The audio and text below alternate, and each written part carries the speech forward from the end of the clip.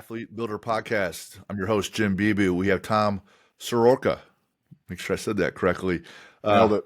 Welcome, Tom. A little background on Tom. What I like about just the intro itself, one, that I'm saying it, but two, I'm looking at all the sports he played, and basically it was the whole buffet at school. You know, it was everything: baseball, soccer, basketball through middle school, and then wrestling and football and track in high school, and then continued on to in college, football and track.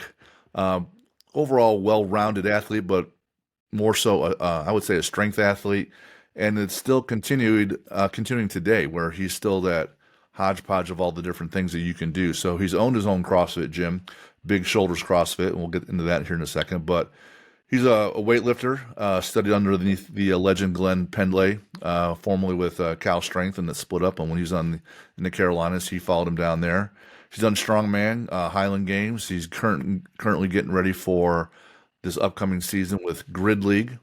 So he's still doing all the things, still lifting. Been an owner of the gym, like I said, and been a weightlifting coach at other CrossFit gyms. So Tom just basically loves training and competing, and can't find another hobby, is what it sounds like. And that's Pretty much. that's the guy we have on today. Tom, welcome. Thanks, man. Thanks, Jim. Thanks for having me on. Yeah, it's definitely enjoy the training aspect more than the sport part in high school and college. You know, also he's been training kids. He little kids, junior high, high school. He's trained at those levels. Been a PE teacher, and Yep. still has kids that he trains with sports performance. So it's Yep.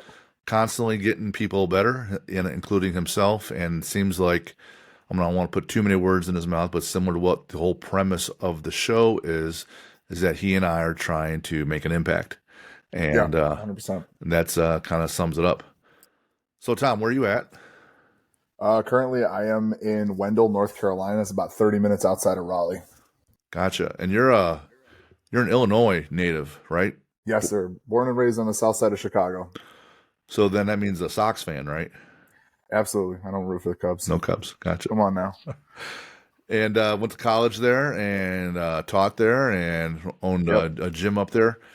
I owned a couple of gyms out there. I had originally started out with the Big Shoulders because I was my business, the Strength Agenda, started out remote. So I decided to open the CrossFit kind of as like another avenue of fitness. And then so I had Big Shoulders CrossFit. My weightlifters trained in the CrossFit, and then I decided to sell my half of the CrossFit to my business partner to run the Strength Agenda as a standalone business because I wanted to get more into the sports performance side of stuff. And then had a small little like 2,000 square foot unit building. Then we moved into like a 5,500 square foot unit. And then 2 years after COVID, closed that down for no other reason outside of just the revenue streams were all not going to the appropriate places. Because I had been doing remote coaching for so long, I had a good system in place. And so during COVID, I just rented out equipment.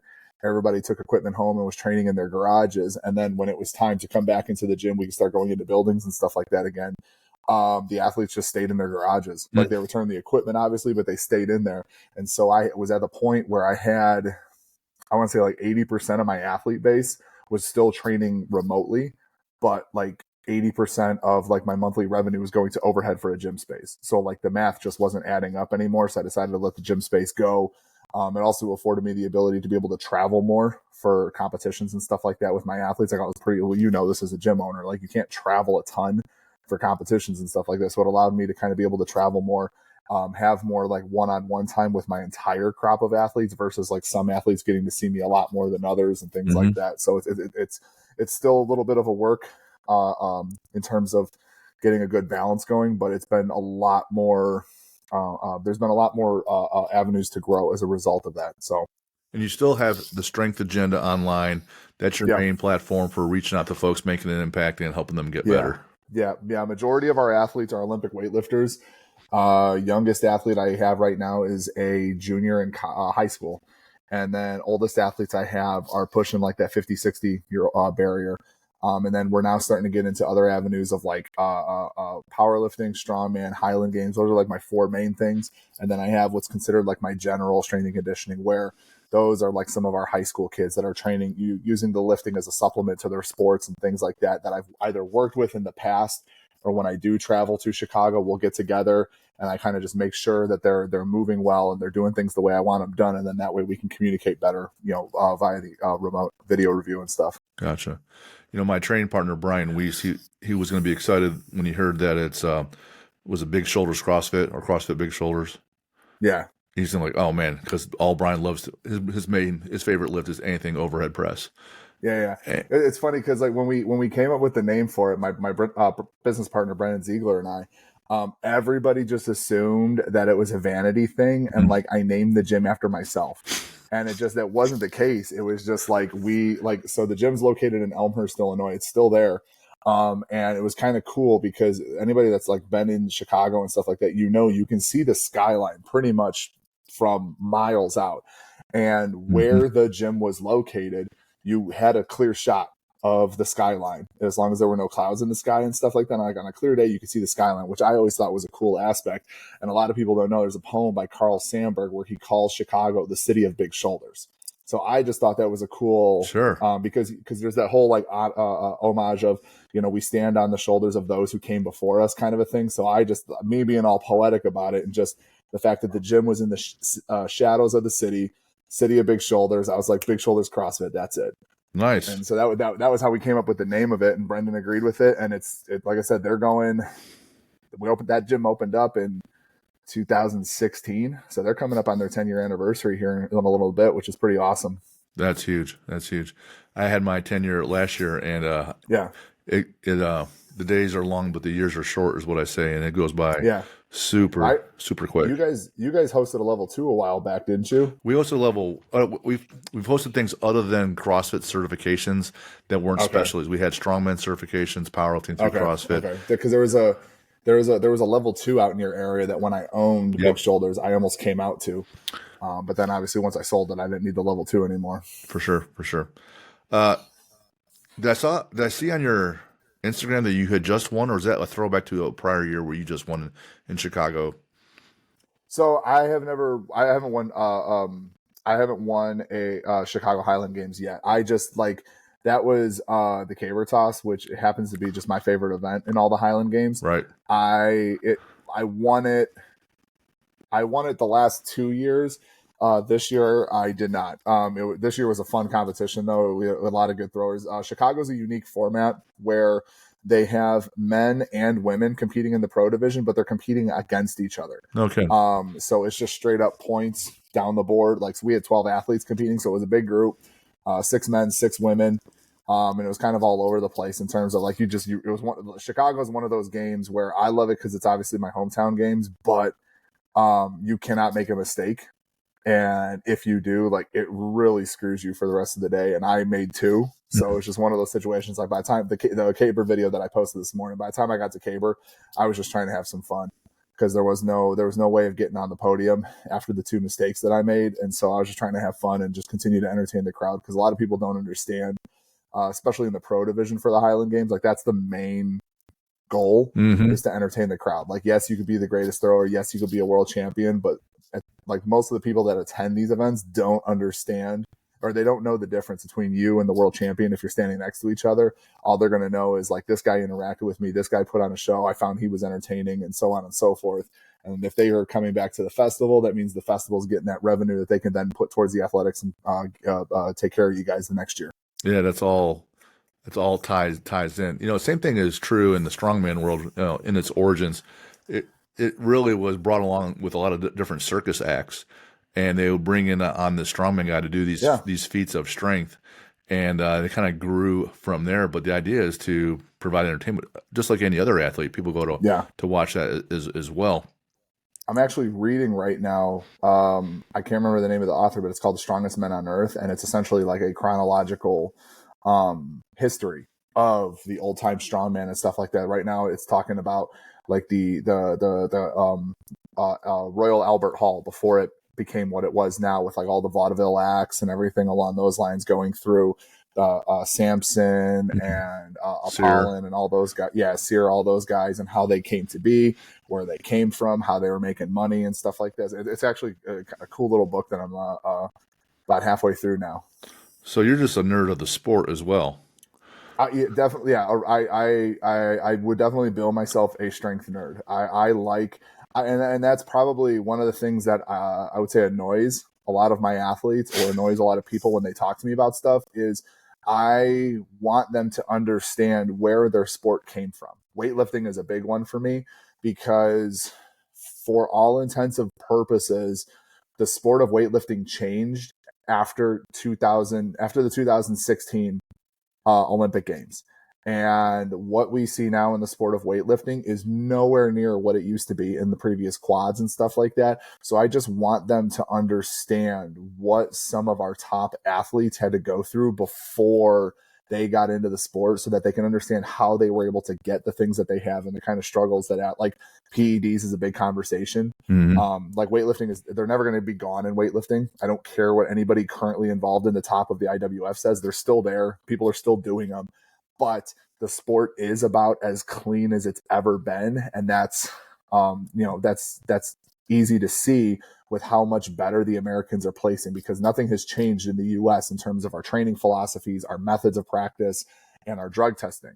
The only thing that has changed is they've started to crack down on some of these other countries. And so it's not as easy to get away with it. And as a result, we're starting to place better at these competitions, bringing home more medals at international things. Whereas, like, if you like 10 years ago, that wasn't the case.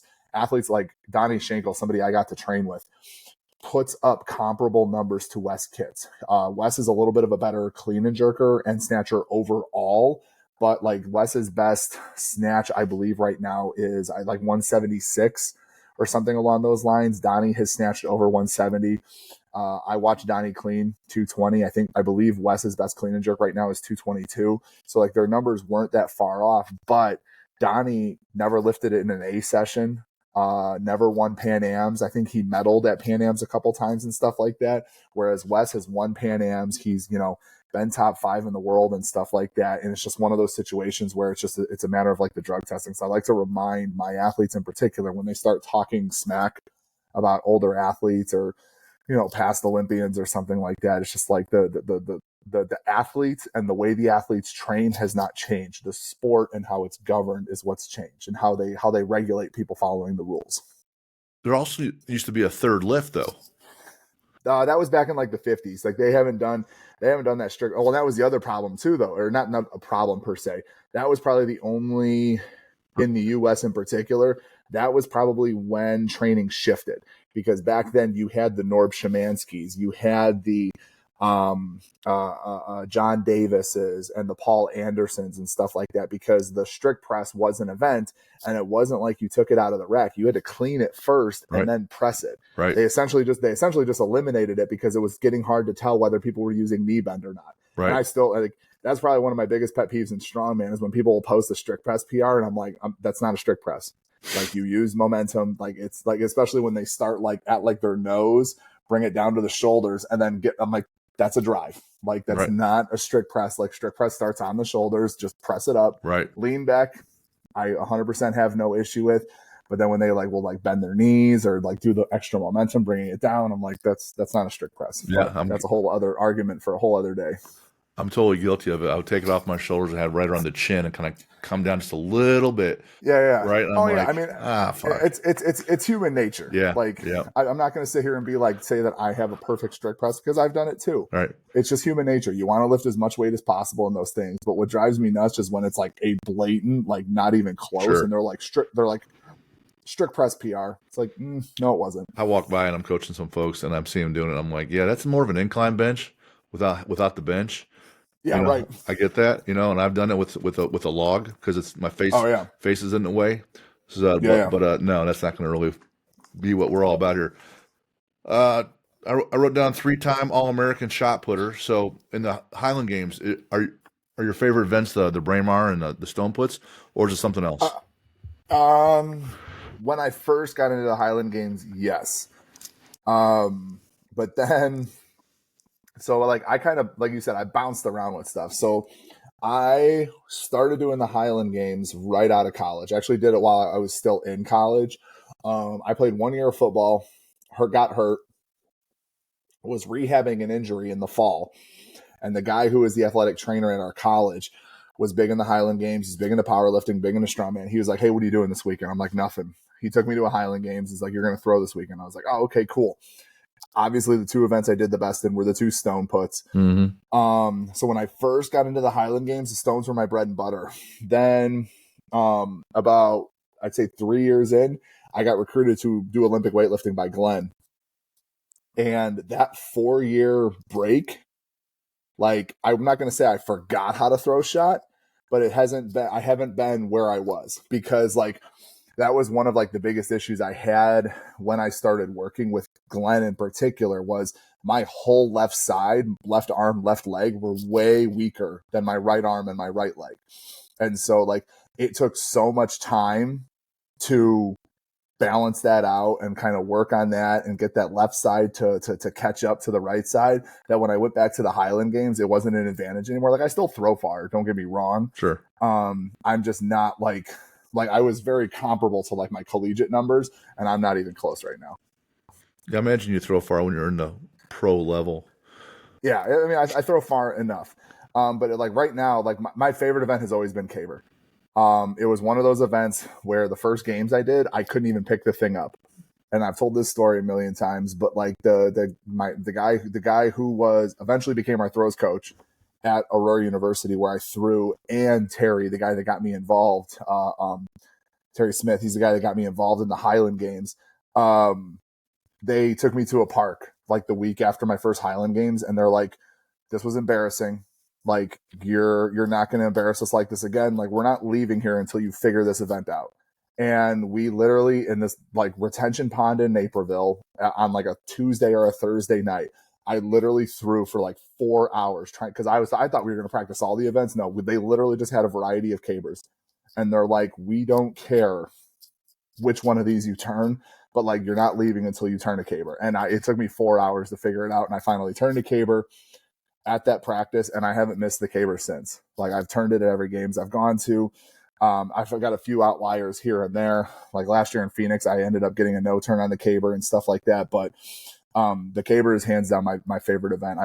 2021, I got to go up to Fergus, Ontario, and they have like the unofficial caber championships. And I won that. Got a nice little trophy. I sent you that picture. That was that trophy that I had. Like Gotcha. I got my name engraved on it and stuff like that. That was pretty cool. But caber is my favorite event. And I'd probably say the height events are my next two favorite events just because Sheaf is just goofy looking. Yeah. It's not like the questions and the looks I get walking through an airport with a pitchfork with a book bag taped around the top of it are pretty good. Right. And then obviously weight for height. Weight for height was just one of those events. Like I used to watch the Superstars competitions and then the World's Strongest Man when it was, back in the 70s and 80s with my dad and stuff like that. And so like World's Strongest Man always had the weight for height when, with Kazmaier and John Paul and all those guys. So weight for height was just one of those events that's just, I feel like that is like the epitome of a strength athlete is being able to do that event. So those are like probably my top three events. The cabers, there are different components. You got to stand it up, and then the actual pick itself takes time to work your hands down, and then there's a timing component where you pop it up and then catch it with your hands underneath it. Yeah. Then you got to steady it, and then you got to get the momentum going in the right direction so it's going forward. You time the stop, and then it's one big hang snatch. Because you're trying to from your hips, you're taking your hands all the way up as high as you can, trying to flip that stick, and hopefully it goes end over end at a 12 o'clock and gives you the highest score you can. That's a technical event, and those guys said, "All right, just figure it out."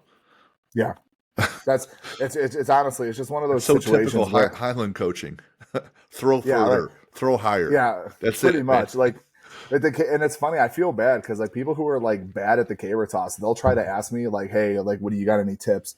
I was like, "No offense, like you're not gonna get it on the day of the games." Like I said, I'd be happy to go over stuff with you outside of it, but like day of is not the time to be trying to learn this. There are a few dudes, like there have been a couple of like high level Olympic shot putters or like strongmen that have come over and have been able to manhandle a light enough caber into position when they pick it up off the ground that they can get enough momentum to flip it and get a turn and stuff like that. But we're talking like 80, maybe 100-pound cabers and stuff like that. Once you start getting to like the 110 range, and above, usually those cabers are about 17, 18, 19 feet, sometimes 20 feet. And like you say, 120 pounds, that's not too heavy, but it's also like the height of the caber. Because Mm-hmm. like you said, you have to time your pull to get it to land on the other end and have enough momentum to still go over. And then you take into consideration things like the ground. Like, is the ground wet? Yeah. Like, did it rain the night before? Is it going to just stick in the mud, plant, and go over? Is it like hard ground where it's going to bounce? So you've got to get it to go a little bit higher. Like, there's all these different things You know, that go into it. That it's like golfing. Like, you learn the field that you're going to throw. You learn the different sticks because each region has different types of trees and wood that they use to make their cabers. So it's kind of one of those things where you've got like your bag of tricks, but it's 100% like circumstantial based on the day and the games and the weather and stuff like that. gotcha. Going back to the constant with the weightlifting, you're at Pendlay and you've been working on that. There's a full body timing component with both those lifts. Yeah. There's a strength component. Can you pick the weight up? But from that point, it's all power. And Yeah. Yeah. so same thing with caber and throwing. It's all power. It's great to be strong, but it's better to be powerful, right? Yeah. And my caber consistency got better after my time with Glenn. Like, I was good at caber before. Like, I could usually pop off like 1:12 o'clock. But then after like my consistency and my work with Glenn, I was 100% able to start hitting more 12s on a consistent basis and stuff like that. So, excuse me, you could definitely, like, there is definitely something there that warrants like the implementation, whether it's just like high pulls or anything like that, but just some form or fashion of Olympic lifts in your training for power athletes. Now you had that imbalance when you got there. You're pushing off your right side all the Yeah. time as a thrower, Yeah. and it didn't happen in 6 months. It happened over years of training. So it's going to take some time to fix that component, build up the other side. But I gotta believe you're opened up and susceptible to more injury with that kind of imbalance. Did that rear its head at all? It definitely has. Like, so my left hip, because like Glenn, for all intents and purposes, Glenn's style was very Bulgarian esque. Like, we went heavy fairly often, and the reasoning behind his thought process with training was 100% like he like most top end coaches get their athletes at 14, 15, 16 years old. He was getting guys in their mid to late 20s. Mm. So he didn't have as much time to develop them. So he was trying to push the technical aspect and the strength component at the same time. And so definitely went through lifters more than like the average Joe. But those of the athletes who were able to kind of tough it out and make it through, if you made it through like the first 2-3 years with Glenn, you were golden. I made it through like the first 2 years, and then I started to have injuries pile up based on like my issues and stuff. Like, case in point, I have no bursa sacks in my left hip. I caught a clean weird one time. Like, Glenn and I got into an argument at the gym. He said I didn't do something, I did it. And then me being, a hot-headed, 20-something-year-old, I did cleans. I loaded up my percentage work. I had been done for like 20 minutes. Loaded up my percentage work cold in my gym shoes, cleaned it, stood up, twisted weird, and felt like a pop, pop, pop, pop, pop in my hip as I stood up. Like, and that was that. Still trained through it and everything like that, like an idiot. Why And like wouldn't you? yeah, right, exactly. But it was just like that whole like left side imbalancing, and that led to issues that like stemmed into my lower back and my shoulders and stuff like that because of that imbalance. And so I didn't really take the time to address those until after I was done with Penlay and with training for the Olympics and stuff like that. But yeah, those things definitely reared their ugly head, and it's kind of one of those like hindsight is 2020. Like, I wish I would have taken more time to do more accessory work after every session, kind of bring up those imbalances and stuff like that. But I didn't. I was just kind of, Fuck it, I'm I'm not going. gonna say, yeah, it was like the whole Conor McGregor thing. Like, fuck it, we're going live, or Right. not Conor McGregor, but the Right. Stephen Colbert thing. Like, fuck it, we're going live. Like, we're doing it, kind of a deal. Right. So yeah, that was just kind of the mentality. Because I mean, you had guys like when I got there, I was the bottom of the totem pole. I had 6 guys that were ahead of me. So it was just like, and it was like your typical like football type. Like I was the rookie. I got like last pick of equipment. So like everybody used to poke fun at me because like in my training videos, I'd have a bunch of yellows and greens on the bar. And it was literally because that was all I had access to. Like Donnie and John and Spencer took all the reds. If there were any reds left, like then they went down to Kevin and Rob. And, you know, and it was just like, you just got what was left because I was the low man on the totem pole sort of a situation. So it wasn't like because I was trying to be cool or different. I was just lifting with what I had access to. Shit. Like there's a famous Cal Strength video of Donnie literally walking up to somebody's bar because they were talking and took a plate off the bar and put it on his bar so he can continue training. I think it was John's bar. And it was just one of those situations. It was just kind of how it was. Like people ask all the time, what was that like? It was like training at Cal Strength was like the wild, wild west. The West Side version of Pretty much. I was Olympic just gonna. lifting. There's a filmmaker that we've kind of talked about doing a little bit of like a documentary on those Penlay days. And I honestly, after watching the West Side documentary, probably the closest thing to West Side in Olympic lifting was the California Strength muscle driver days when Glenn was in charge. Gotcha. Because I mean, we fought, like we got into fist fights all the time and stuff like that. It was a bunch of hot-headedness, like because at that time making the Olympics wasn't very clear cut. So it was just like, it was dog eat dog. You wanted the guy above you spot and stuff like that. And then you compounded the situation at muscle driver because then they had levels for your stipends. You had A, B, and C stipends. And like, you didn't want a C stipend because you couldn't live off of that. B stipend was nice, but then you wanted that A stipend, but they only had a certain amount of A stipend. So you had to be performing better than one of those guys to take their spot. So it just kind of created this dog eat dog mentality and a lot of resentment. Like we're all friends now. Like we all talk to each other when we see each other at meets and, you know, ask how everybody's families are doing and stuff. But there are times where you're just like, I fucking hate that guy. Right. Like I wouldn't be upset if you hurt your knee or you hurt your elbow or something like that on this next lift. Everything comes down to supply and demand and economics, and there's only so much supply of those stipends, and the demand is still high. So at that point of equilibrium, there's going to be friction.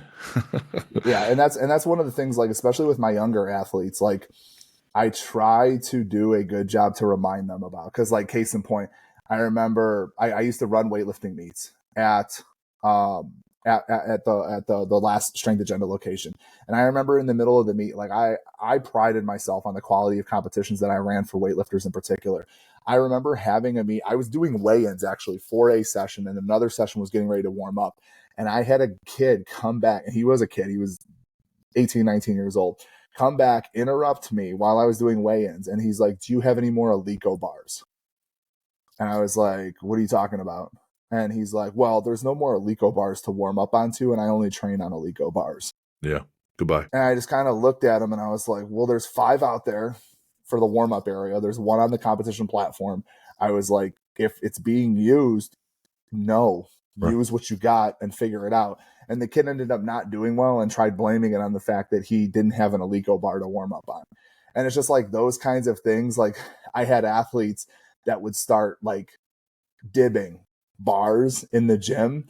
And when they started doing that, I would purposely give them like the shittiest bar to lift on. And I'm like, I don't want to hear a peep out of you the rest of the day about the equipment. I was like, I snatched 335 pounds on a bent Rogue Bella bar. Like, I don't want to hear it. Like, it's not the equipment that is going to be your downfall. It's your softness, essentially. Yes, it is. And so that was one of the things, like I prided myself on having good equipment in the gym, but like you wanted to get on my bad side real quickly was you started ragging on the equipment as not being good enough. And I was like, and then we're going to have a problem.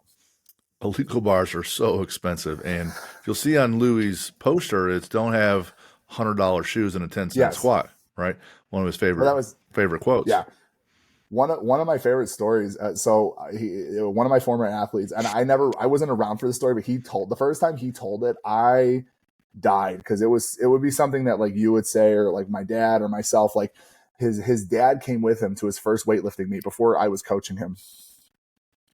And his dad is looking around, watching the competition and stuff like that. And he's seeing guys miss snatches like crazy. And he's like, how much is 100 kilos? And his son's like 220 pounds. Mm-hmm. And he's like, Well, I feel like as an adult male, if you're not able to snatch 225 pounds or 220 pounds, like you shouldn't be allowed to compete. And his son turns around and looks at him and he's like, my best snatch is 96 kilos. Like just totally just like shit all over his son. But it was one of those situations where it's just like that old school mentality of just like, why are you wasting your time doing this kind of a thing if you can't hit a minimum standard? Yeah. That's a little bit of an extreme mentality. And I've met the guy. I met the guy shortly after I heard about this story, and he's very much so. He goes, well, I'm glad he got his snatch up. Right. Like, it's just still no chill or whatever. But I was like, I just wish more parents were like that, just kind of putting that little bit of pressure, on their kids and stuff like that.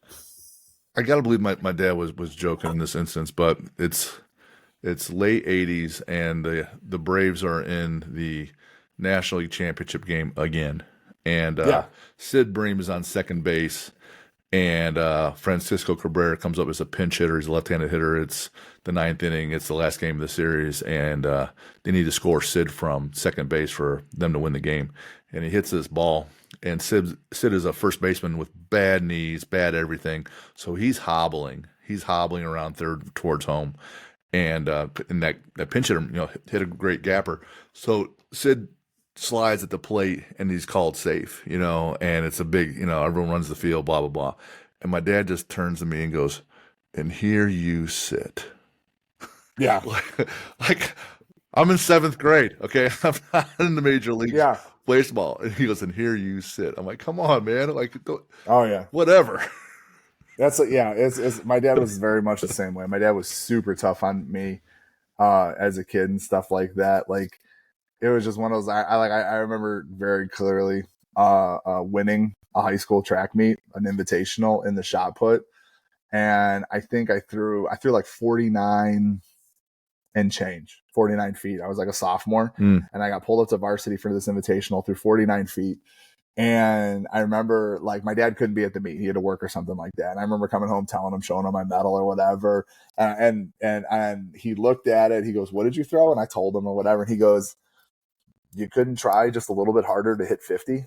Like, it was just one of those things. I was like, thanks, Dad, appreciate it, kind of a deal. Like, I won. And I think like my next meet, I went out and I threw 50 feet and I didn't win. I think I took third or something like that. But I was like, man, I threw 50, motherfucker. Yeah, I threw 50. And he goes, did you win? Well, how much further? He's like, how much further did you have to throw to win? I was like, God damn it, dude. Like, come on. Like, right. But it's one of those situations. Like, I am very appreciative of it now.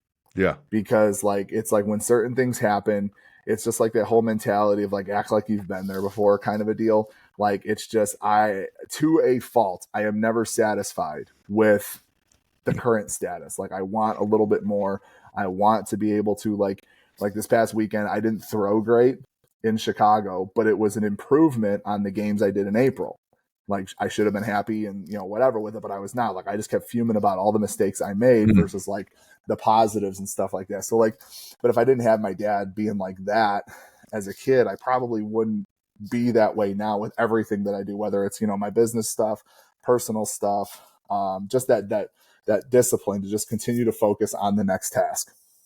Kaizen is a Japanese term, and it's one of our core values, and it's you're always looking for 1% better in everything. And I got to believe that, similar to me, like, right or wrong, good or bad, that every kid is trying to please their parents, right? Oh, 100%. And it's built into your identity and your psyche. So from now until I die, it's like, hey, I need to do this so that the parents still kind of love you, right? Even my dad's good; he's dead and gone. It's still part of who you are, and you're trying to improve. And 100%, right or wrong, I'm glad I have it. But it's I am too. It tears you up as a kid, though. Oh, 100%. I'd rather be that way than the opposite. Right. And just being like happy to be here, like that. I feel like a jerk when I say it out loud, but like people who are like that, like I can't relate to them. Like, I have a very hard time carrying conversations with them and stuff like that. And like, I respect them as human beings. I'm not going to be a jerk or, go out of my way to be mean to them or something like that. They're just different. But just at a core level, like, it's one of those situations where it's just like, I can't relate to where you are. And I'm sorry for that, but like, this is how I see things, kind of a deal. Yeah. Whether it's your business or your first time in college playing sports, or you're weightlifting with Glenn or you're throwing it as a pro, there's got to be some kind of like, holy shit, I'm definitely in it now moments. Like my Oh, welcome to football, my welcome to throwing, my welcome to yeah. weightlifting. Yep. Got any of those? Oh, I mean, I could probably do one for each of them. Like I remember college football. Um, like I was one of the bigger kids my senior year. Junior year, I was not. Receiver? Like I wish. No, I played fullback and then I got moved to offensive line. Gotcha. And it was one of those like my junior year, our offensive line averaged like 300 pounds and was like 6'2". Okay. And then my senior year, I was 6', 255. Like, and I was one of the biggest dudes on our offensive line. Like Nope. we had another guy that played, yeah, right. Like we had another guy that played, he was he was the right tackle and he was like 6'1", 275. Like we were the two biggest dudes on our team. So like, I just remember I used it to my advantage. Like I was a flat out bully. Like I would do shit on the field that would probably drive people nuts. Like I would just do because I knew I wasn't like the absolute biggest. So I would do shit to get under people's skin Mm, just to piss them off and then get them all out of their head and all riled up or whatever. And then I take advantage and like own them on the field and, got my job done. right. And I remember going to college. I went into college with like the same mentality.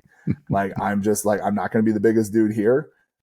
They also had me playing defensive tackle, which was a position I had never played a day in my life. They said they were good at offensive line, so they moved me to defensive tackle, and I enjoyed it. Never had played the position a day in my life or whatever. I was a little bit bigger. I bulked up to about 280 to play defensive line and stuff like that, but I was still 6 foot. And I just had the same mentality. And I remember I don't know what the name of the drill is, but it was essentially one of those drills where everybody start, or the running back or the guy with the ball starts with on their back. Then they blow the whistle. Yeah. You've got to roll, run, and there's a guy meeting you. And you have to essentially try to run that guy over, and that guy's trying to tackle you. But once you get past that guy, there's like three more behind him, each like 10 yards spaced out. And I remember like you kind of get a look at who's in your group as you're getting ready to lay down or whatever. And I'm looking and I'm just like, oh, these guys are, they're smaller than me. Like I'm able to just like bulldoze my way over them. But I'll tell you what, there was like four of like the meanest sons of bitches I've ever, like they had a mean streak in them. And I remember the first time, or the second kid, first kid I hit, we kind of like hit, and then I kind of was able to push him out of the way. The second kid, we smacked helmet to helmet, and like we both like stood up, and I was just like, "Ow!" Right. Like that was like the first time I had ever hit somebody in football and said "ow" after I hit them. Like that rocked me, Mm, and so that was kind of like my wake up. Like, oh, this is college football. Like this isn't high school where you just got some kid that's just on the field and just happy to be here. Like every one of these kids that got brought onto this team is fighting for a spot to travel. Like they all have the same mentality you do. They all have the same mean streak that you do and stuff like that. And some of these guys are just flat out better than you. So you better figure out like how to be better than them sort of a deal. And that was like my very first like college one.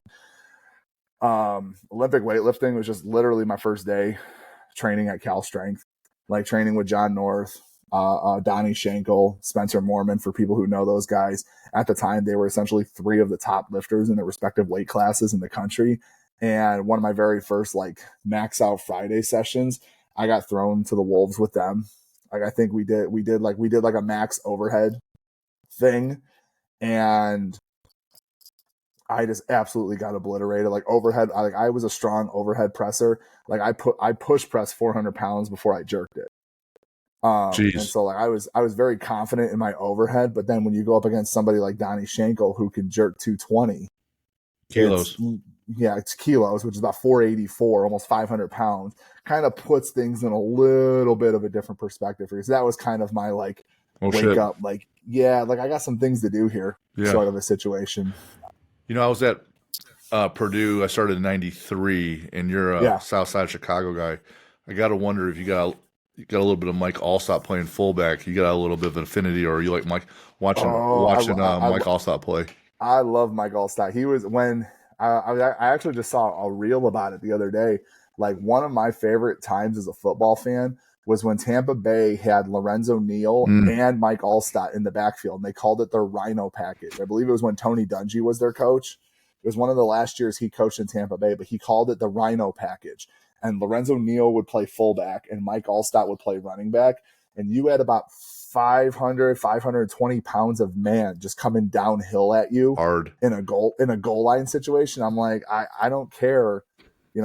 Bruce Smith isn't stopping that. Like there were some bad dudes that played. Reggie White, Bruce Smith, Yep. Gilbert, not Arenas. Can't remember his last name, but big nose tackle for the Green Bay Packers, Gilbert something. Like Oh yeah. those guys were not having a good day when you saw those two standing in the backfield. But yeah, Mike Allstott was one of my favorite dudes. When I graduated college, he went to Joliet Catholic Academy, Yep. right about an hour south of Chicago, and his mom still lives out there. So like I had a house. I lived a couple blocks away from where his mom was, and every once in a while you'd see him out there. Like he'd be visiting his mom, cutting her grass or something for him or whatever. But I think he lives in Tampa now still. He would do he was these drills where he would have a car. He would either push hands on the bumper from telephone yeah. pole to telephone pole and then rest, or he'd have a harness and he'd have to drag it from behind him. He had to keep building up the upper body strength with the push, but those quads, Oh, he was just massive, massive, he was running into people.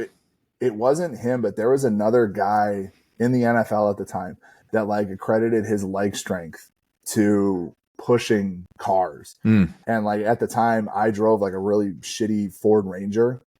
And so I literally would just start doing the same thing during the summers. Like on like leg day, instead of going yep. to the gym, I would just push. Like I had no idea what I was doing, but I would push my little, Ford Ranger, like you were talking about, like light pole to light pole, and then to kind of take a break and stuff like that. And it was just like, it was probably one of my more productive summers in terms of leg training and stuff like that. Didn't do a ton of extra stuff, but like I had gigantic legs.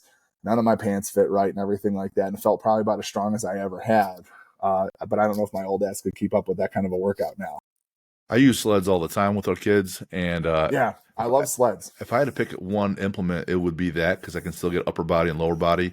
Oh, 100%. I like a barbell, but then I need a rack too. But the other thing about a sled, you can use it for conditioning, you can use it for leg strength, Yep. speed work too. But you can be an idiot and lean forward and move a sled and get better. Yeah. A clean is technical, a snatch is technical, but a sled, Yeah. man, any idiot can do it, and you're going to build up a ton of capacity. Yeah. I absolutely love them. One of those like multi-way prowlers with like the pegs that come out of the top and you can put on the other side. Like they're, I actually, one of my my senior research papers for strength and conditioning, I literally did on like how many different exercises you can come up with a sled, Mm, and I came up with about a list of like 100 different exercises. that's Um, perfect. I kind of cheated because they're like I had a handle attachment, like a rope attachment Okay. with handles, but I was just saying like all I needed was a sled, weights, the two posts, and then like a TRX handle attachment. Yep. And like I literally came up with like this manual essentially for like 100 different exercises on what you could do with the sled and stuff like that. And I still use a lot of sled work and stuff like that with my training with my athletes, both for myself and my athletes today. Love that. Love that. With we talk about the components with athlete builder with the head. There's the mindset, there's your knowledge of the sport, and then there's Yeah. what comes out of your mouth with teammates.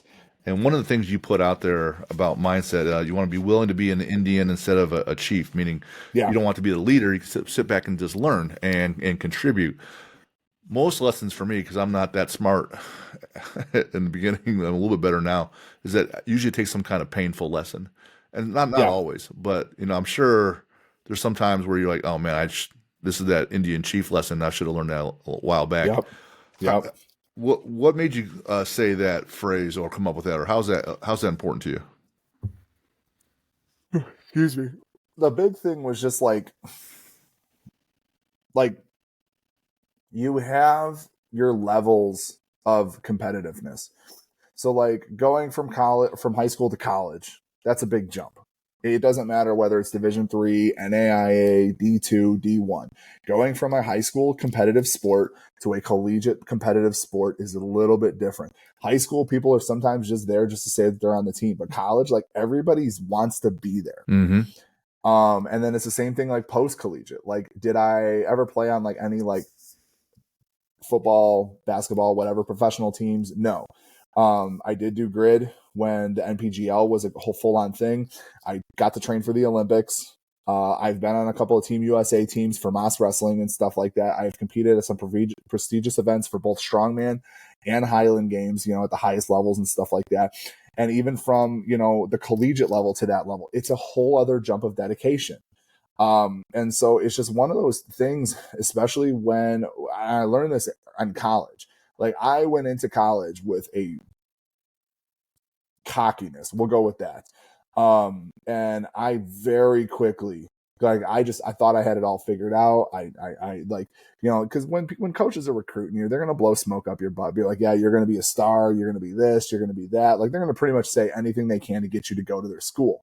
But then once you get there, you're just another number. You're just another jersey. You're just another spot on the roster. And like nothing is given. And so I kind of, my first year in track in particular, like I was an asshole. Like I was not nice to people. I talked a lot of smack and stuff like that. But like my results didn't back it up.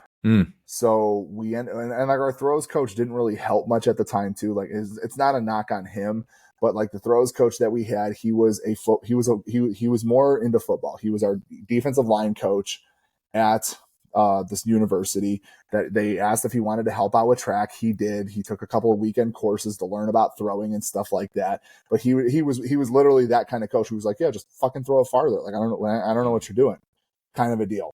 And then the following year, the offensive line coach, who actually he was an All-American in college in both football and track and field, took over our throws. And he kind of challenged your thought process. Like he was one of those, like he used to tell us all the time, like you can't learn if your mouth is running, or like you can't hear what's being said if your mouth is running, sort of a situation. And that kind of set the pace for me in terms of like, hey, like I need to shut up a little bit more and just do versus like talking, kind of a deal. And that was kind of like the start of the shift. And it was kind of interesting for me because the further I went along in college, the more I led by example versus like my words. Like then by the time like my junior year came around, I started leading the team workouts. Like, but I wouldn't sit there and be like, hey, we're going to work out at this point. Like somebody would ask, and I'm like, I'm going to the gym at this time. If you want to get your workout in, I will be in there from this time to this time. If you don't, that's fine. Just don't come ask me for a different time, kind of a situation. And so like the younger throwers and even some of the sprinters started coming to the gym to get their lifts in when I was in there, because I had started to help write the workouts, because we had a strength and conditioning coach the first 2 years and then he left. So we were kind of left to our own devices. And I told you about my buddy Terry, who had introduced me to the Highland Games. He was also a big conjugate guy. So like he started giving me all the manuals and stuff like that. So I started reading up on conjugate, learning about it and things like that, and kind of incorporating it into our training. So like I was like writing our workouts in college. And so, but it wasn't very much like, hey, I know more than you about this, which is why you should listen to me. I'm like, hey, I'm doing this at this time. If you want in, great. If not, like my feelings won't be hurt, kind of a deal. So is that more like just leading by example? And then and then you know, you take it a step further. When I got to Glenn, like I told you, I was low man on the totem pole. So like for the first few months, some of the guys used to crack jokes whenever I would talk. They're just like, oh, we didn't know you actually knew how to talk, kind of a situation. Because I was just sitting there and observing and learning and just like figuring how everybody operated in this ecosystem. And like I spent more of my time talking to Glenn, like on our car rides home, because for the first like few months out there, I lived with Glenn. And so I would just say, like, I was like, hey, in training, you had us do this today. Like, what is the point of doing this versus doing something like this? And just kind of picking his brain and stuff like that. So that's where this whole like Indian versus chief mentality has like developed for me. Like I don't necessarily walk into a room and start talking.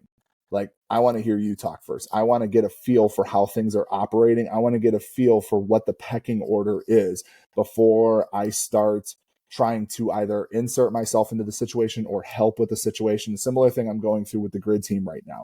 Like everybody on the grid team has been with this team for at least a year. Some of them have been since the start of the team, which is like 2-3 years old. I am essentially the new guy, even though I do have significantly more grid experience from my time in the minor leagues and the pro league when it was there. There's only one person on the team that I feel like has just as much experience when it comes to full on grid as I do. But I'm still the new guy on the team. So like I kind of got a little bit of a hot start by like trying to call people out and try to challenge people and say like, hey, we need to be doing better with this, this, and this. But then I kind of realized like it's falling on deaf ears. So I've kind of just completely pulled back, and like I'll offer little pieces of input here and there. But for the most part, I'm now just kind of had to remind myself of that like Indian versus Chief mentality. And like I've told the coaches, like I'm like, I will do whatever I can to support everybody and help everybody. But I'm not going to take charge, because it doesn't seem like A, it's well received, and B, it just doesn't feel like it's my time or place to do that just yet. So that's kind of the big thing. And I do it with my athletes too. Like, yes, I am in charge. Yes, I am the coach and stuff like that. But my rule of thumb is like, I'll tell you to do something once. And if you think you know better, like I'm going to let you essentially test that assumption at your earliest convenience. And then we can come back, reconvene, and try it my way and see how it works out. Yeah. Yeah. I noticed that in both instances, college and then with Glenn, there was a level of maturity and humility that occurred. You're like, you know what? I got humbled here a little bit, and you took a step back and had that realization, and then adjusted. So that's huge. And then it seems like from that point on, you're like, well, shit. If I didn't know this, what else don't I know? And then hence begins the journey of being the strength nerd, right? Yeah, Don McCauley was a huge proponent of that. Don McCauley used to tell it. He was another legendary weightlifting coach that passed. He was with us at Muscle Driver for a while there too. But he was a guy that used to tell me all the time, he's like, the minute you think you've got everything figured out is the minute you're done. Yeah. He's like, because I'm 60 something years old. He goes, and I'm still, you guys teach me stuff every day. Like he was another one that I got to pick the brain of a lot and just ask like, hey, why are we doing this? Why do you think this is a good idea? Those kinds of questions and stuff. And then he would ask me stuff like once, like after I left Muscle Driver, like I didn't leave Muscle Driver on the greatest terms. Like long story short, it wasn't with the coaches per se. It was with the people who wrote the checks, that me and them had a lot of disagreements on how things were actually going versus, how they interpreted things going. So like I left like scorched earth. Like I was like, fuck you, fuck this, fuck them. Like I didn't want anything to do with anybody.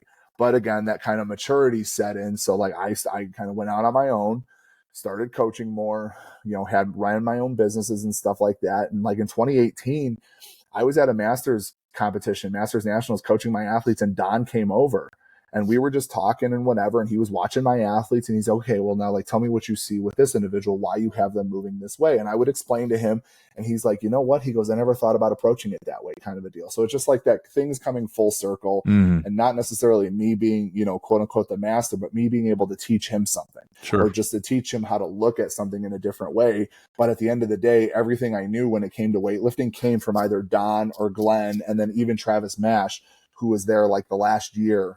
Like the first 2 years was 100% Glenn. Then Don came after those 2 years because Glenn started having health issues. And then I had those last 2 years with Don. And then like the last 6 months or so is when they brought Travis Mash on. So I even got to learn from Travis Mash, who's another phenomenal strength. Yeah. Legit. So like just being like anything that involves Olympic weightlifting primarily came from those three individuals. And then other people that have helped me along the way as well. Yeah. Yeah. When people think of CrossFit and Rogue kind of they're hand in hand, they'll think, they'll say, hey, Rogue is a CrossFit company because of all their equipment. I said, well, yeah, but it's true. They have a great relationship and provide great products. But have you seen their documentaries? Like they give a shit about the strength world. They just want people to lift because that's their product and all. But they want people getting healthier, stronger, in better shape, whatever. And we just love all of that, So that's how our gym is a little bit like that. We have sports performance, strength training, and then CrossFit. I feel like Rogue, and I know some people are going to probably get their panties in a bunch about this, but I feel like Rogue understood the impact that CrossFit had on the strength community and the fitness community before CrossFit realized Oh yeah, the impact that they had. the Like, weightlifting world too. yeah, just in general, Yeah. just strength and conditioning as a whole. Because here's the deal: like before CrossFit, when I would tell people that I was a weightlifter, the number one question they'd be like, "Well, What do what's you your bench? bench?" Yeah, they had no clue what a snatch was, what a clean and jerk was. And then 2012 is really where CrossFit really kind of like burst onto the scene, started to pick up their steam. And from there, you had grandmas and uncles and cousins and random Joe Schmoes doing snatches and cleans, ass to grass squats, trying to do handstand walks, Mm-hmm. you know, kettlebells, doing, you know, gymnastics rings and all this different stuff. Like CrossFit, and I will say this because people think I bash on CrossFit a lot. Um, what I have a problem with is the implementation and the overall coaching in CrossFit, not the system itself, because CrossFit has put a barbell in more hands than the next 5 fitness fads combined. Yeah. And like that is just irrefutable. And I feel like Rogue saw that and was like, we can build a business off of that start that CrossFit did. Like CrossFit introduced the barbell to people, introduced that fitness and that strength and that like all those things that you can find your niche Yes. within this modality. And Rogue was like, well, here's your niche, but here is the world outside of CrossFit in regards to that niche. When they started doing the documentaries on, you know, Stoneland. the Stoneland and Right. the people up in Basque Country, Right. or you know, all the different documentaries that they've been doing and the different cultures that they've been introducing to the world. Like, I feel like Rogue understood what CrossFit did for the strength and conditioning community and just expounded on that and just kind of took people to the next level and said, well, here's the culture outside of your CrossFit box that fits into. And it's been awesome. Like I mean, like there, I don't, anybody that has a negative thing to say about Rogue truly doesn't want to see evolution. Yeah. Because that's really what they've done. They've just taken where somebody is and have been able to provide them with outlets to the next level of what they wanted to do. Like, does that mean that some of these people will leave their CrossFit gyms and strictly do strongman, or will strictly just spend all their time outside searching for rocks to lift? Sure, but like they're still going to come back to Rogue because Rogue was that like that blueprint for them to be able to do those things. When people come to me, they'll say, "Jim, you don't like CrossFit, or you don't worry about strongman or powerlifting?" I go, you know what? I can take all the modalities and endeavors and poke huge holes in them all. Yeah. Huge holes. And but no one's in this. I'm not going to sit there and say that CrossFit gets you the most. If you just implement it correctly, it's the most well-rounded, balanced approach to get someone healthy For sure. that I've ever seen. You'll be stronger, you'll be in better shape, you'll move better, you'll use in your entire body weight and or other implements. It's outstanding. I got problems when people are trying to kip a whole bunch and they can't hold themselves up, fine. But people say, well, about strongman, I said, have you ever seen that continental clean where they clean the barbell and it's on their belly and their arched back? I'm like, that's fucked up. That's terrible. There's no reason why would you want that weight sitting on your belly with an arched back. That's terrible for a strongman, right? Or I can look at powerlifting. I see them bouncing that bar off their chest, or they don't squat below parallel and this and that. Whatever. And then you said, well, weightlifting's got a whole bunch of snobs and this and that, and everything has to be perfect. I'm well, fuck. As soon as you can find the whole perfect approach to training, let me know, because there's not going to be one. There's not going to be one. No, and and that's the thing, and that's one of the things that, especially as I started to get older, like I had people coming to me that wanted me to coach them in various things that I didn't have experience in. And so that's kind of what led to me to being a little bit more of a strengthener, doing all these different sports. I just, like, not to toot my own horn, we talked about this earlier. It's like that whole mentality that my dad instilled in me of just like not accepting complacency. Like I originally set out, true story. Like I originally set it out and I said, I'm like, I am going to do one competition in every strength sport just so I understand what the athlete is going through, getting ready for that competition, what they're feeling during the competition, so I can help them work through it. But in true me fashion, like Moss Wrestling in particular. I literally got into Moss Wrestling by accident. I showed up for a strongman competition, and I showed up on the wrong day, and they had a Moss Wrestling tournament, and Ode Haugen's like, strongman's tomorrow, but if you, or strongman was yesterday, but if you want to do Moss Wrestling, you can go ahead and sign up for it. I was like, well, how do I do it? They literally like gave me a quick demo tutorial, and then they're like, have at it. And that was literally how I got into Moss Wrestling. And then because I did well enough at that tournament, I got invited to go to Hungary and compete in the 275 class. And that was like, it was like the whole thing was just trial by fire. Like, I don't know if you know Ulyss Payne. I don't know Euless, but I do know Ode. I met him a couple times. Like his grip is amazing. Ode didn't compete at this tournament, but you look at Ulyss Payne, and he is banana fingers is an insult. Like, this man has gigantic hands. He's about 6'4", 6'5", and he is like 400 solid ass pounds. That was who I had to go up against as my very first match in the tournament. Shit. And then like I said, and he's an open guy, so he's in the 275 plus class or whatever. But then like we go over to Finland, or Hungary, sorry, for the World Cup in 2017. And it was a whole other ball game. Like, I had imposter syndrome like through and through. I ended up finishing 6th, but it was just like, yeah, no, I can do better. And so I literally started to, I at that, like they have like a social at the end of it. And instead of like drinking and having a good time, I literally was going around to every country's coach that spoke English and asking them, how'd they train? How did you do this? How did you do that? And put something together. And then the following year did well enough in a couple of US tournaments to go compete at the World Championships in Russia that year. And I ended up taking 4th. So I was just like, but it was just, that was how I approached every sport. Strongman was the same thing. Like, I started doing strongman after COVID because I had athletes in my gym that were getting ready for a strongman contest, and I had nothing to do. So I was like, okay, I'll do this contest with you guys. Like, one of the events, it was like a max deadlift was one of the events, an axle clean and press for reps, and it was a very light. Like, I was like, yeah, I'll do this. Like, these aren't hard events or whatever. And I ended up doing well enough to compete at USS Nationals the following year. Wasn't going to do it. And John Connor was just like, hey, like, just, he goes, what's the worst that happens? Like, you don't like it? He's like, just go and do it. And then he got me in touch with Eric Haas, who kind of helped me out in terms of like structuring my training and stuff like that. And I ended up going to USS Nationals that year in 2021. I ended up winning the overall. And then that's when I met you, because then I was like, well, there's another strongman organization I had no clue about. So then I was like, I got to get ready for SC. So I needed to qualify for SC Nationals. I came out to your show, did that one show at your place, competed at SC Nationals, got good enough or did well enough there to compete at the Arnold the following year. And so it's just like, it was just that same thing. It was just like, okay, well, I did this. Like, what's the next step sort of a situation?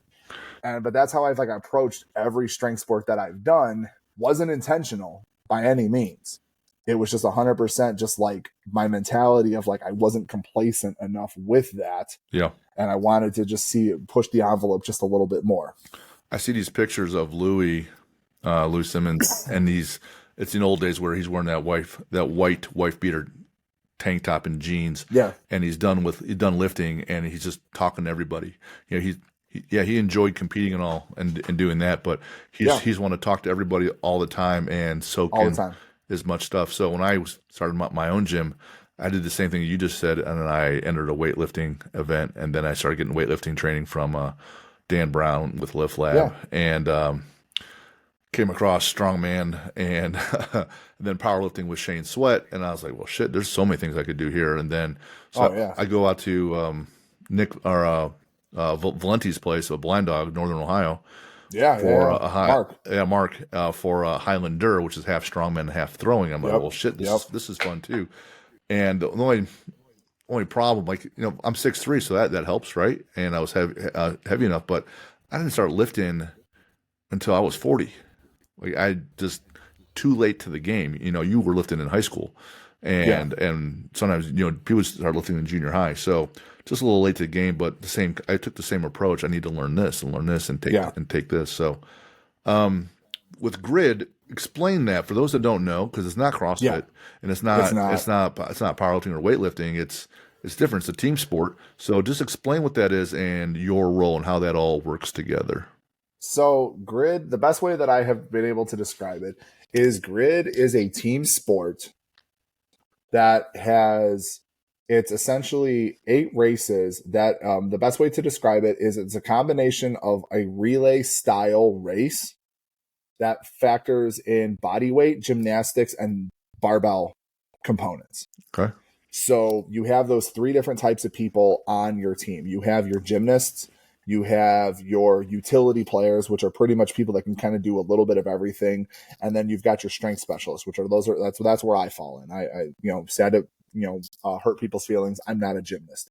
But so my responsibility is just essentially if there's a barbell, and I use the term heavy barbell loosely because for certain people the weights are not going to be heavy.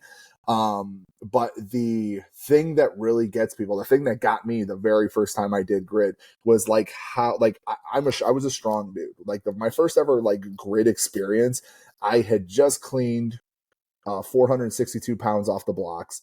I had just jerked 484. Like I had a over 600 pound squat and over 600 pound dead. I could push press 400 pounds. Like I was a strong dude. But I went out there and did a ladder, which is essentially they had 4 bars set up for power cleans. And I think it went something like, it was like 225. It was like 225, 250, 275, 300, 325. Those are the bars. And by the time I got to the 300, like A, it took me forever to get through the ladder. B, by the time I got to that 325 bar, I was so tired that I almost missed the clean. And so it's just like, yeah, I was a strong dude, but like it was the repeatability on short rest that was like really the thing that I lacked. And so it just opened up this whole new level of like, this is something that I suck at and I kind of don't want to suck at it anymore. So started doing a lot of intervals, a lot of EMOMs every 30 seconds, every 15 seconds with like moderate loads, like 80% stuff like that. Then you get to the parts of races where you have to do like 10 reps without setting the bar down at like 225. And it's like hang cleans, and you've got to get it done as fast as possible because there's another person across the way on the other side of the grid that's trying to beat you. Right. Right. So it's just like this whole component of it. So it's heavy barbell work. But for me, I always joke around that it's more about like that muscular endurance. Like it's because it's not like CrossFit where if you've got like 50 reps, it's like who can tough it out, whatever. Right. In grid, you've got a bunch of people on your team that are in the same position that you're in. So like if you go out there and like, you can do 10 reps ridiculously fast and then you're going to start to peter out. You've got to communicate that to your teammates. Then you need somebody else to come out there and spell you after those 10 reps. And it's kind of like I said, that's why I say relay race is the best way to go about it.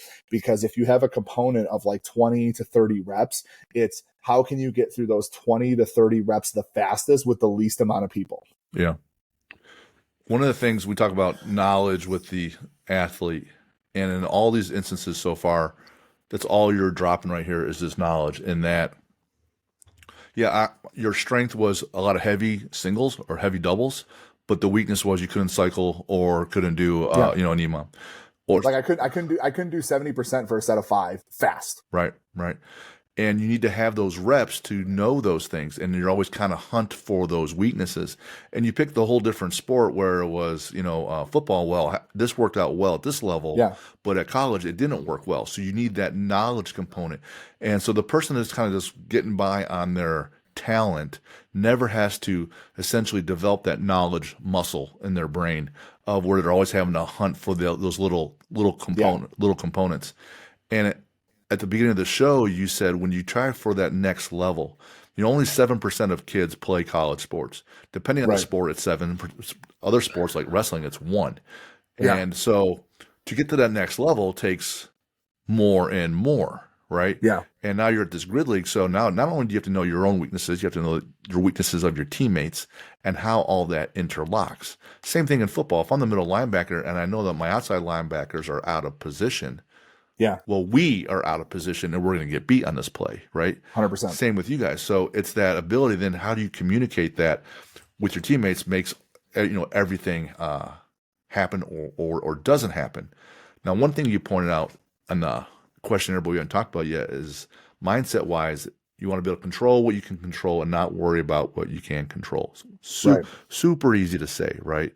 And when It you're a is. younger kid and you're an asshole, it's you're you think you're 10 foot tall and bulletproof. It's not super hard, but whether it's the night before an event and you're kind of sweating it, or it's the moment before where hey, offense is getting ready to come on, you're playing offense, you're getting ready to go on the field. Whether it's the night before or the moment before, it's so hard for most to think about what they can't control. Do you have any processes for it? Like the night before, how do you calm down? Or going into the moment or going into the game, do you have any processes that help you focus?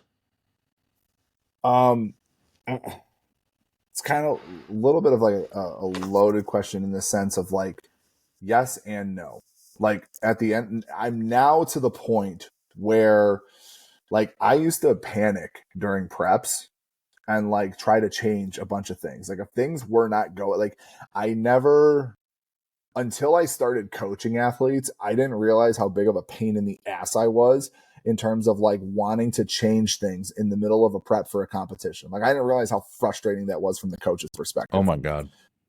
And so once I started coaching people, that kind of opened my eyes a little bit to like, this might suck, but just trust the process that like the person has in place. So like now it's one of those things for me, like when I start to kind of get into like that panicky mode, I literally will just like, I, I have done enough in the strength world now that like I can tell you when the sucky part of prep should be, or like when I'm getting ready for an event. So like if I don't hit that, I immediately go to one of two questions. It's like, am I just, is it just off a little bit in terms of like maybe it's not going to be exactly on this week, but maybe like towards the end of the week going into the next week? Or have I not been pushing myself enough during this prep?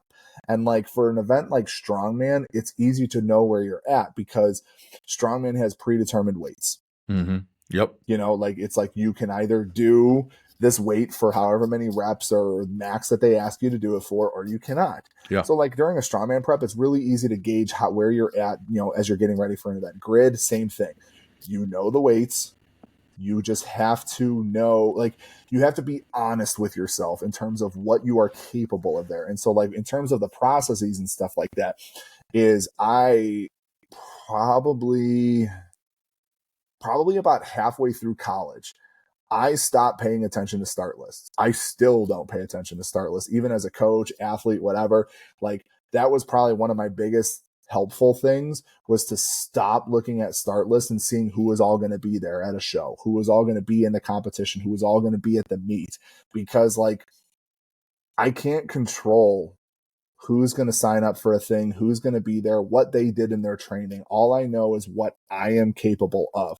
So, like, in terms of like a process, it's just kind of reminding myself that, like, hey, I left no stone unturned. Yep.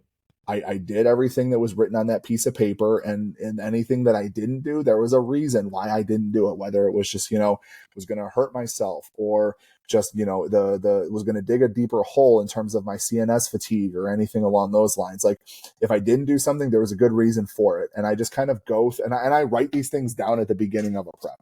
So like I usually will start about 12, 16 weeks out before a competition starting to prepare for it. But at the very beginning, while I'm fresh and excited and all gun ho, I will kind of write these reminders down in my notebook. And that like every kind of, 4 weeks or so, I kind of check back in and just remind myself of these things. Like, hey, I cannot control who shows up and what they're capable of doing. I have to be honest with myself and what I am personally capable of. And like, as long as I stuck to the plan, didn't deviate from the plan, like I'm going to be in as good of a position as possible, when, that clock goes off kind of a situation. And those are just kind of the reminders that I set for myself as I'm going through things, because that's really all I can control. Like all I can control is like, we talked about Zach and like, my meal prep, my recovery habits, my sleep habits. Like, am I drinking enough water during the Right. day? Am I skipping sessions? Am I skipping accessory work? All this kind of stuff that I 100% have control over. Like, I need to focus on all of that first before I start worrying about what so-and-so posted on their social media Right. in terms of getting ready for the show. If I'm coaching a kid or even myself getting ready for an event, Like if you earned the confidence to Yeah, go into that event. If you've been 100%. up late screwing around. If you've been getting the calories. If you're not hitting Oh yeah, all those builders that get you ready. And those kids know too. They know they've been skipping breakfast on the way to school. They know yeah, yeah, that they're not putting out in the weight room, and then come Friday night they're ready to play. Yeah, I don't think so. But so yeah. Right. you got to earn the confidence. What do you say to an athlete? Because in any team sport or in any business and in life at all, there are tremendous number of times where life is just bullshit and unfair. Yeah, The coach has this bias, has this utter misconception, right? Or teammates are in favor for no good reason, but it's absolutely true. What's your advice for that kid? Does it change at all when they're like, hey, well, this kid's doing this, and that's not fair? Is the phrase I can't stand. How yeah. what I have my responses. What are your responses? I mean, one. I've had coaches, across my whole life that handle things either very fairly, not fairly. In recent times, like I definitely, um, like I've been around enough to know when a coach is, has favorites or when they don't and stuff like that. And it's just one of those situations that whether it's me going through it or an athlete going through it, I just kind of remind them that fair isn't equal. Right. And when it comes to playing time or this or that, like it's one of those situations where I also notice this a lot more at the younger levels versus like the collegiate level, if that makes sense, where it's just like they're the favorites, Hmm. favoritism, nepotism, whatever you want to, based on the situation, is always a bigger issue at the younger levels. And like I had one kid that I was working with. I started working with him when he was a seventh grader. He's a football player. He was pissed because he wanted to run the ball, but he was a big kid as a seventh grader. Like he was the tallest kid in his class, probably the heaviest by at least, 10, 20 pounds. And so they made him play offensive line. And he was pissed because the coach's son was the running back. And then the coach's son's friend was the quarterback. And he's like, oh, it's just favoritism, blah, blah, blah, blah, blah. I was like, listen, dude. I was like, by the time you get to high school, none of this is going to matter. I was like, because by the time you get to a junior, like everything's going to even out. Like they're going to hit their growth spurts and they're either going to continue to be phenomenal athletes or they're not. You're going to continue to grow, like whatever. He ends up going to high school. He ends up getting moved to play tight end because, like I said, he was an athletic kid. Like for all intents and purposes, he should have run the ball. But like by the time he was a sophomore in high school, he was like 6'2", Hmm. 200 like 20 pounds or whatever, like not your prototypical running back or whatever, Right. but because he was religious in the weight room, he was a strong kid, but he was also pretty fast. Like I think he ran like a 4.5 40 or something like that. That's Like he was a huge. pretty fast kid for a big kid, but he wasn't like, he didn't have that reach like those like receivers, like those outside receivers had. So they tried him out at tight end, and he ended up being like an all-state tight end. He ended up going to Stanford to play tight end. Huge. Like, and it was just, and then, but like those same two kids that he couldn't stand and like Pee Wee were on his high school team, and they weren't even starters because the dad wasn't the coach. It was just a regular coach, whatever. And it was just kind of one of those, it was nice to see that play out for him and just say like, hey, like I told you, like it was going to work itself out. Just focus on you and what you can do. And now I've had kids do the opposite, where all they do is they just come up with, issue after issue after issue as to why they're not getting what they want. They can't focus on what they have control over. And like they let those situations like seep into their personal stuff, whether it's their training sessions. Like this kid in particular, like he would train with me 2 times a week, but then he also had like individual like lessons, hitting lessons or whatever and stuff. And he let what these other kids that he was trying to keep up with at like the middle school level seep into his training. And there was no consistency. There was no uniformity across the board. And he eventually just ended up burning out. And I think like halfway through his high school career, he just stopped playing because he's like, this isn't fun for me anymore. And it was just because he just could not separate like his personal stuff versus like extrinsic, factors and things along those lines. So I probably spend more time now working with younger athletes. And I equate anybody under junior year of high school, a younger athlete. Yeah. Like I spend more time teaching them how to focus on the intrinsic versus the extrinsic, because the intrinsic is what's going to lead to the better results at the end of the day and the better consistency and the more, the more fruitful gains, long term. Like I always, my two big things is like focus on what you can control, focus on the long term. Yeah. Because like even with weightlifting, like I deal with adults. Masters weightlifting is probably my biggest like membership base right now. Masters weightlifting starts at 35 years old. I tell people flat out like that. Like I have athletes who have started out in the 35 to 39 division, have now aged up into the 40 to 44 division, and are not even into the 45 to 49 division. Those athletes that I have continue to get better year after year after year, and they are starting to kind of climb their way up the podium and stuff like that. And it's more of like outlasting. Like, yeah, you're going to get some freak that's going to come in and be all full of piss and vinegar at 35 years old because they're now like they've got their shot to be the big dog. But like, how well are they going to be able to keep that consistency up for year after year? And that's exactly what happens. They'll start kind of having a little bit of a drop off because they're not the big dog anymore, or injuries start, they don't train smart, or they don't focus on the little things, and it starts to kind of eat away at them, and they essentially start to decline, while the other athletes who just focus on that incremental long-term progress slowly start to creep up on them and eventually pass them up. Yeah, I totally agree. I didn't start getting healthier until like 38 and then CrossFit at 39. And then I was getting stronger. I was at my strongest at 46. People can get strong, well into their 40s. And if you're a late bloomer, absolutely. But to the point about, the intrinsic versus the extrinsic, I don't think there's any method other than focusing on what you can control.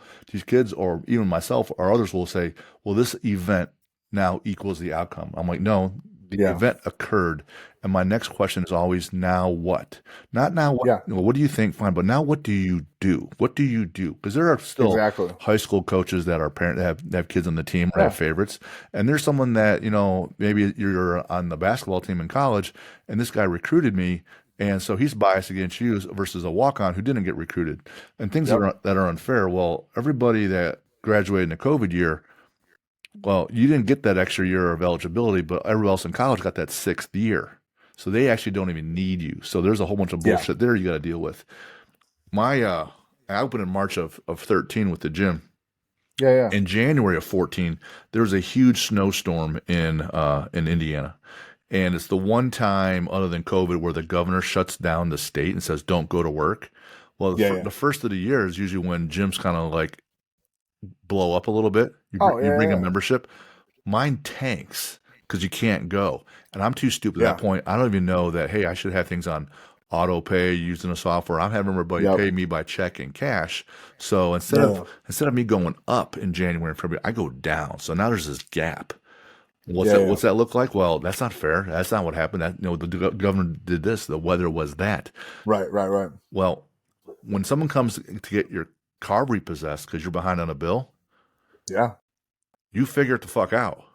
100%. Right? 100%. And people ask me, like, what do you do when things are just going so badly over and over again? I said, well, one, I try not to fall off the deep end right in that moment. But I try to calm down. I put my head down, and I'm like, all right, before the day is over, I need to get one win.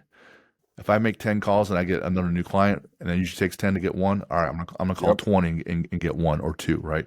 Or I'm gonna eat this next meal perfectly. I'm gonna get all my water intake, all my supplements. I'm gonna get this win today and change the momentum. But I have to respond because it all comes down to you. And what do you do?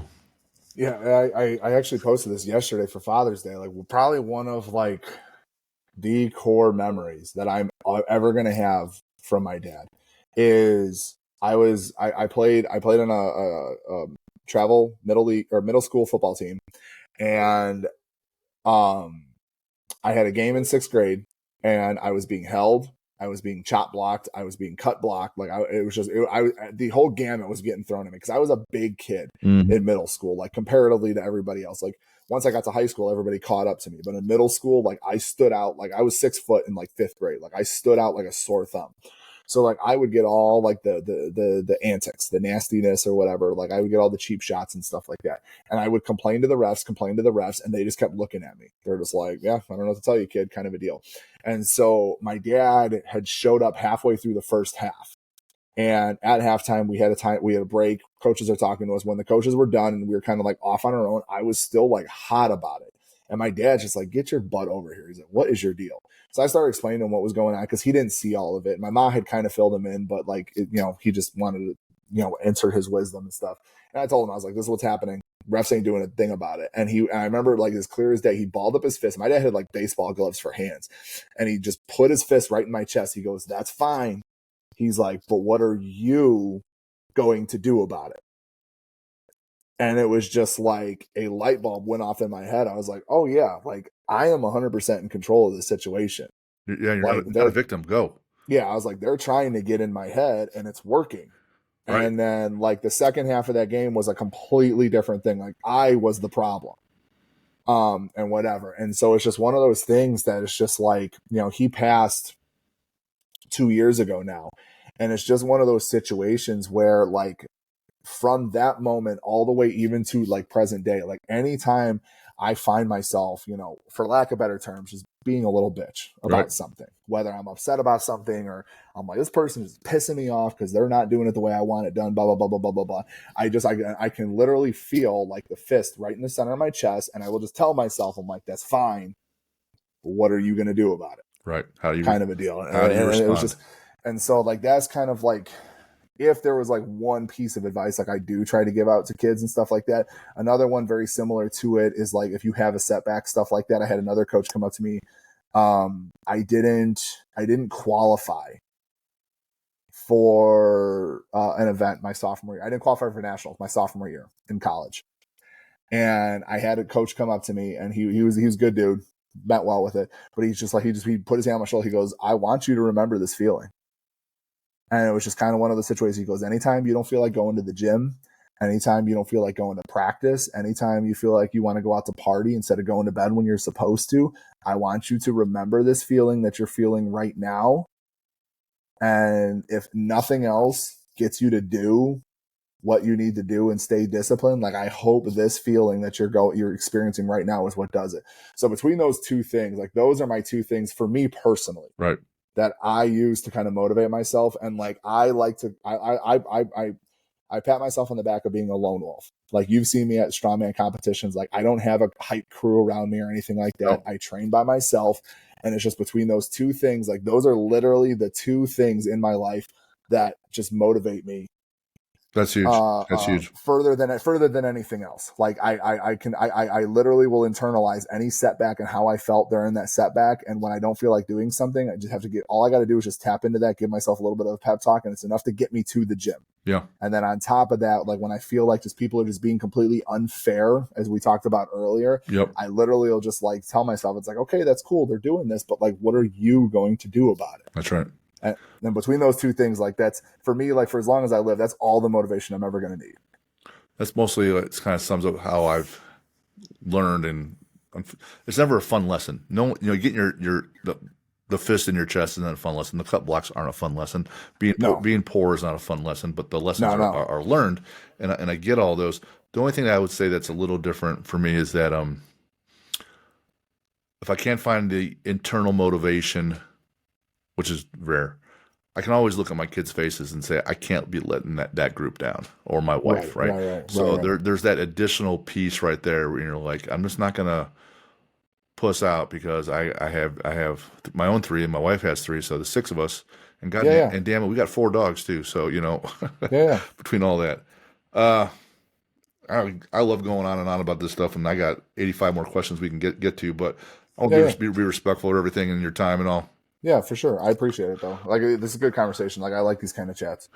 I feel like this is the stuff more so that needs to be stressed, especially in the sports performance realm. One of my buddies, one of the few people that like I talk to on a regular basis, this is the kind of stuff that we talk about. Yeah. Like that, the whole like mentality of like you have to have X, Y, and Z in order to be successful. It's just like, no. Like you just have to. It's one of those situations. Like it sounds corny or whatever, but it's just like you just have to want it more than the person next to you. Like time and time again, you take out NIL, take out all this stuff that's happening now with like social media and building your brand. Like you can have the biggest brand, you can have the greatest NIL deals, but like at the end of the day, when you pull all that crap away, strip it all down to the basics, the individuals who are the most successful, Tom Brady in particular, Yep. like Tom Brady is a great case study for this. He just wanted it more. I take that piece and the want it, you have to like take the next iteration because a lot of Yeah, people say, I want to do this stuff, but right. that's where the knowledge, like I wanted to play college or high school sports. And then I went to my dad and I'm like, I didn't get to start playing sports until I was like 12, 13 years old. I'm already Yeah, late. yeah, yeah, So, yeah. so as my freshman year, I'm playing basketball. I was 6'2", 190 as a freshman. And I'm asking my dad, what do I need to do to get better so I can not get pushed around? He goes, man, I don't know, push-ups. Right. So even if you want to, you need to have someone kind of helping you, Yeah. teaching you, so you build up that knowledge, and then you need some kind of process. Because just because I really wanted to, so I'm doing a whole bunch of push-ups, no pull-ups, no rows, and nothing for my Yeah, yeah. legs, no running, no sprinting. All I did was push-ups, and now I'm kind of fucked up, right? So Yeah, yeah. you still need, and if you want it, then you will go and look for help. You will go Yeah. learn the things. You will ask others, so you And that can was, yeah. implement your process. And that was kind of where I got to post college. Like in college, it was like, yeah, I wanted it and I did the work. I used the resources at my disposal. Sure, But like post collegiate, I was just like, look, there's like more. I got big goals for myself. Like I need to get outside my comfort zone Yeah. if I want to, get to that next iteration of me as both a coach and an athlete and as a professional in this space. All right, so I have these rapid fire questions, but I have some other ones that I just wanted Yeah, to let's go. ask you. So, your favorite lift all time that you've done? Favorite lift that I've done? Is it a big caber? Is it a big snatch? Is it a big stone? Oh man. Um, I got oh, it, probably like honestly the Arnold amateurs in 2022.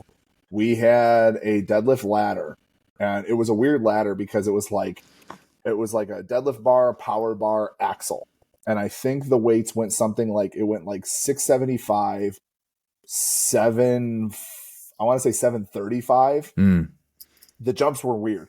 And then it was an 800-pound axle deadlift. gross. But the axle was like it wasn't a full on like partial. It was on wheels or whatever or on blocks, but it was just like a hair below the knee, like right in that no man's land. Right, the first away from your And center of gravity. Center yeah, of like mass, it yeah. was just it was like the worst place to start a deadlift. And I remember like I tried every fucking trick in the book in terms of my training and like pushing myself. I could not get 800 to budge in training. Could not get it to budge. Was just like not happening, not happening, not happening. Put a deadlift bar on there. I pull 800 like it was my job. Power bar, pull it like it was my job. Axle at that height, could not fucking do it. Couldn't figure it out. Like whatever. And then in that and it was again just going back to like just trusting the process, trusting my training.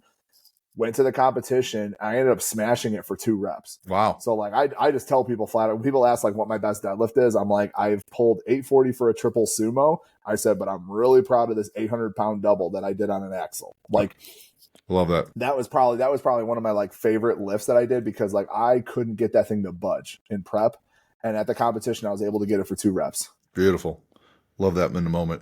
The different strength and power sports that we talked about, you only get to pick one to continue going forward. Highland Games. Okay. A lot of different events. A lot of different events.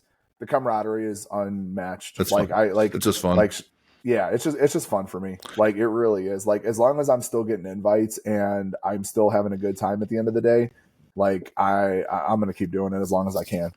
Some of those Masters events, those guys, they'll do a throw and then a shot of bourbon. They're having a great time. Oh, the Masters are awesome. I mean, you get to throw lighter implements. Right? So what is not to love?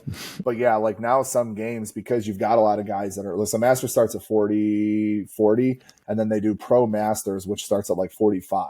So they do a Pro Masters division now, and those classes are actually the funnest to watch. Like I love hanging out with the Masters guys. They're hysterical. They're hysterical. Yeah, they're the best. So like, yeah, I'm gonna do high. Like I probably won't be training as seriously as I am indefinitely, like I'm always going to be training in some form or fashion. Like I'm never going to just not have a barbell or a sandbag or a stone or some sort of a odd implement in my hands. Right. But like I'm going to continue to train for as long as I can. I'm continuing to do the Highland Games for as long as I can. Nice. What do you listen to when you train? Anything in particular, or you don't care? I really don't care, but the odd one that usually makes people like kind of like do the like whole like dog head tilt is when I've got Motown playing. Okay. I A little do love me Detroit some music. Motown. Yeah, I do love me some Motown. But I'll listen to pretty much anything. I can't lift into like nothing. Like I've done it before. It just drives me insane. Sometimes I'll lift to nothing for that insanity piece. I don't know. I can't do it, man. Bucket list adventure you haven't done that you want to do. The two big ones is I want to go to Scotland, not to throw Highland Games. I want to do stones with Okay. a bunch of the different stones and stuff like that in Scotland, and the same thing with Iceland. Iceland, I have a buddy who has said pretty much if I can get over to Iceland, he'll take me to the stones, and he's kind of picked out 4 of the challenges. And he's like, if you can do these 4 challenges, he goes, I'll pay for a tattoo. Okay.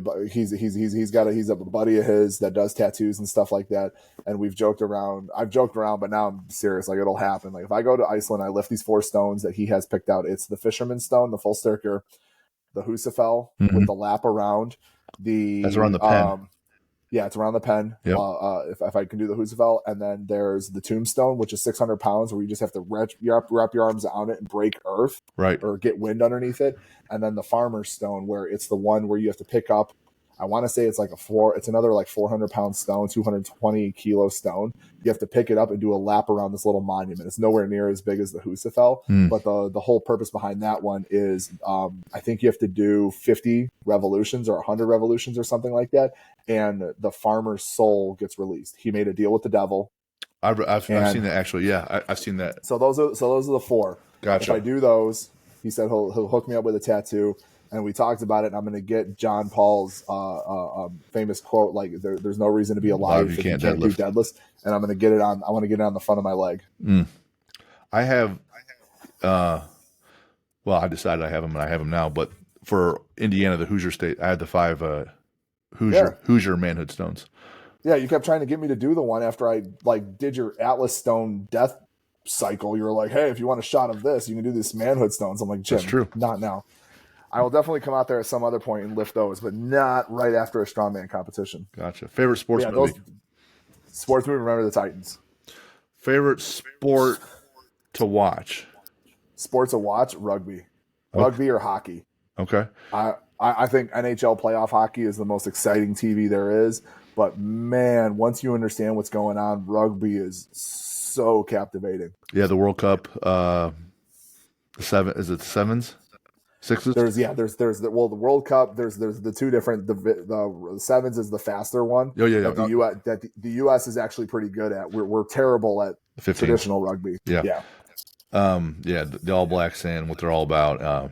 And if you like a good book, Legacy by James Kerr, it follows the All Blacks and talks about what it takes to make that team. Netflix has a really good documentary on the Six Nations tournament. Oh yeah, Six Nations. That's what it is. Not to say, yeah.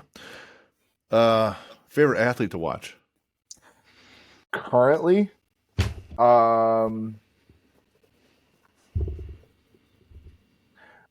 off the cuff here, but like Olivia Reeves and Hampton Morris are my 2 favorite athletes to watch right now. They are young weightlifters. They're still technically juniors, but they're going to be representing Team USA at the Olympics this year, and their last like 3 years in the sport have been just absolutely impressive to me. And Hampton is one of those, like Hampton's a 61-kilo guy. I think he's like 19, 20 years old, and he is literally like, he mixes it up with the Chinese and the Korean lifters and stuff like that. Dang. And he medals. Wow. He medals. Like he's put the world record clean and jerk on the bar multiple times. Like he's got the youth and junior world records, but he's put like the senior world record on the bar. So like right now, like I'm biased because I'm a weightlifting coach and weightlifting is like my bread and butter and stuff like that. But Hampton Morris and Olivia Reeves right now are 2 of my favorite athletes to watch. Olivia is another one. She's like 17, 18 years old or something like that. She back squats, over 400 pounds, doesn't wear a belt, doesn't wear knee sleeves. just literally her shoes, shorts, and a t-shirt will just bury 400 pounds and stand right up. She competes in the 71 kilo class, so it's like 155 pounds or something like that. Yeah. So it's just one of like those two athletes are beyond impressive to me, and I'm really excited to see what they can do, you know, at the Olympics this year and in the next quad. For the longest time, what I tell CrossFitters this, weightlifters this, anyone this, that strength cures so many sins in the sport. You know, Yeah, so when someone comes in, they say they front squat 100 kilos and they clean 95. I go, well, the problem is your front squat. yeah, And they're like, what? Well, no, I need to get better at my clean. I go, you're 5 kilos away from perfection here. No, yeah. the margin's too small. Get A stronger. Get stronger, stronger. a stronger athlete's always a better athlete. Yeah. Favorite book? Favorite book?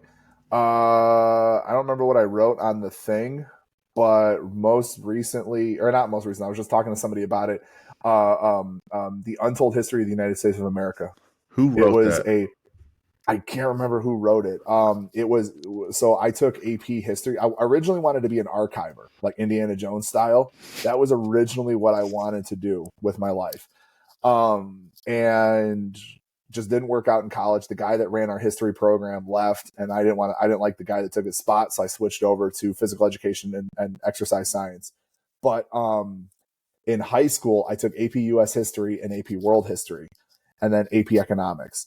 And the same lady taught all three of those classes. But for AP US history, we didn't use a traditional textbook. She bought this book for us to read, and it was called The Untold History of the United States. And it was a historian who told a non-biased view of how the United States came to be. And then Netflix actually took it and turned it into a whole series. I don't know if they still have it on there or not, but Netflix broke it up into 3 sections, like pretty much leading up to the Great Depression, like United States history leading up to the Great Depression, then from the Great Depression to the Vietnam and Korean conflict, and then to 9/11. Like those were the 3 sections that they used as place markers, and it kind of opened my eyes, Mm. and not necessarily to like how messed up the United States has been in the past in terms of how they went about doing some of the things that they did, but it just kind of opened your eyes into like just the human element that just cannot be avoided with some of these things.